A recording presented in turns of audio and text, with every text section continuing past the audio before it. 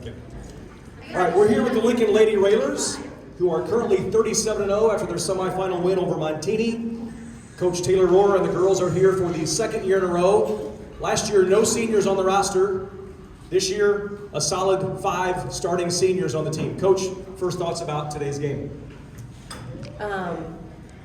We've been waiting for this game for a year to make it back to the state title game, and I'm incredibly proud of how hard my kids played today. I'm also incredibly proud of how hard they prepared for today. I mean, we had 3 hard days of practice, and I think that our preparation showed today. And you know, they took everything in that we threw at them because we knew how good Montini was. You know, they've got really great kids. They have really great kids coming off the bench, and so we spent a lot of time preparing for them and getting ready for them. And our kids soaked everything up, and they came out and they executed. You know, we knocked down some big shots. We were able to get to the basket. The kids played great defense, and that's really what won us this game is our defense. And I'm just, you know, they played Lincoln basketball, and so if there's ever a question of what Lincoln basketball looks like, that's it. And they did it, and they fought really hard to get back to that state title game. And yeah, I'm just so proud of them. Jenna, you knocked down 5 3-pointers. How does this trip this year feel different than your first time here a year ago? I definitely feel more comfortable on the floor because we've been on it a few times now.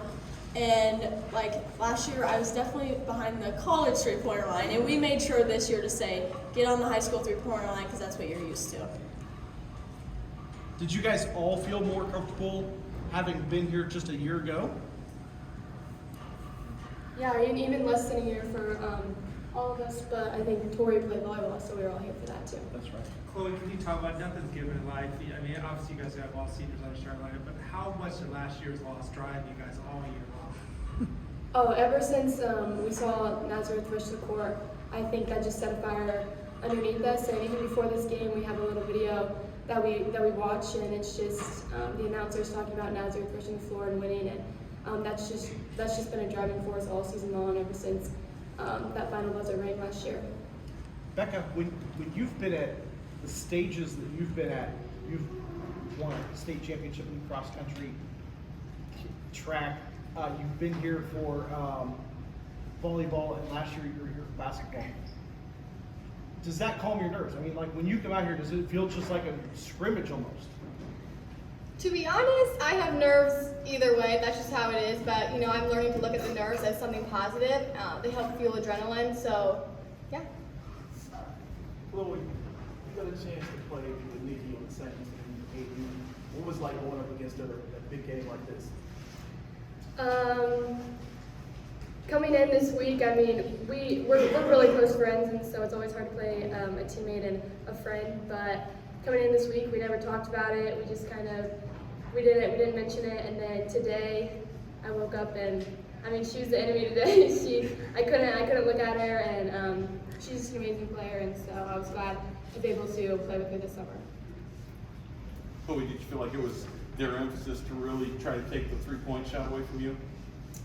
Yeah, I think they play tight up defense, and they pressure, and so they were all over us. And yeah, I don't think I got an outside shot up, but I don't need to when I have the shooters that I have on my team, and they showed that. Tara and Jenna knocked them down, and so it was just a great game. Taryn, did you guys watch the entire first game today? Yes.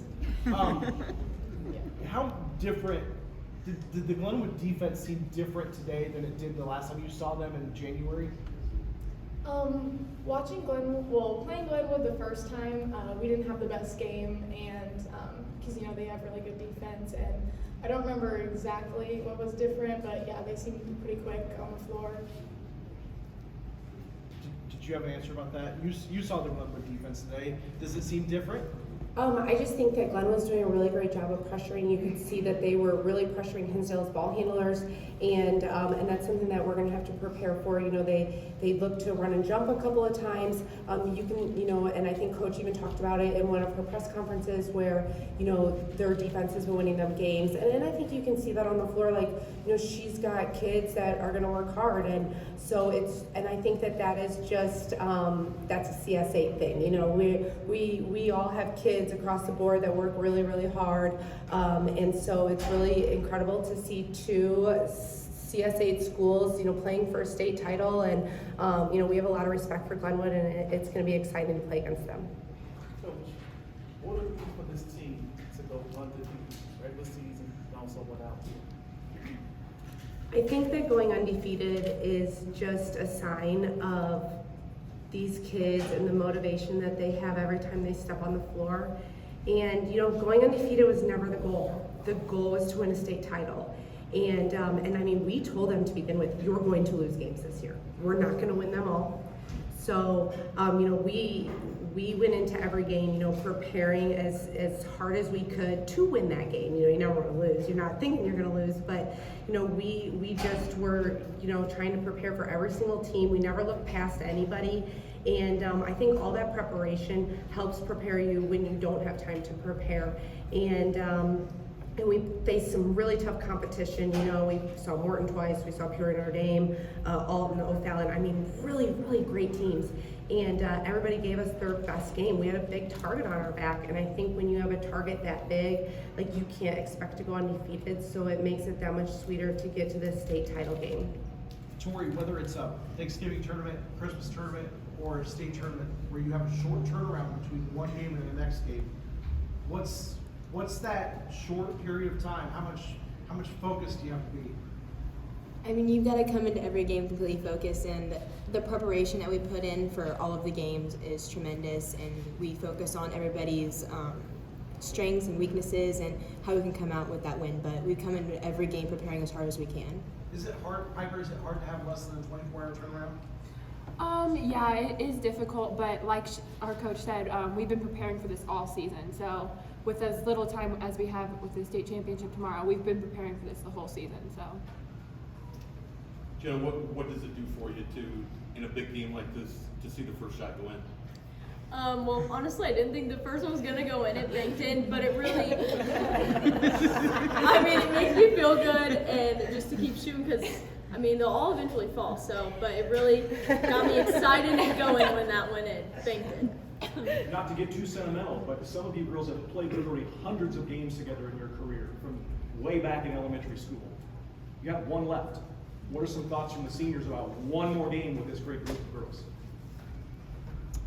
I don't think I'm not going into that game thinking about that. I know we're just trying to go into the game and come away with the win, and I think when that final buzzer rings, I think that we'll feel it, and I think it won't hit for a while, and when it does, I think it'll be hard, but I mean, only the luckiest of people are able to have something so hard to let go of. I'd like to add to that, just because they won't get to play together, they're still going to be best friends, and they're still going to be there for one another. And so the basketball part of it might have built the friendship, but the friendship is going to last a lifetime, what these kids have. We have time for more individuals out in the hallway if you want some one-on-one interviews. Girls, congratulations. We'll see you back tomorrow. Thank you.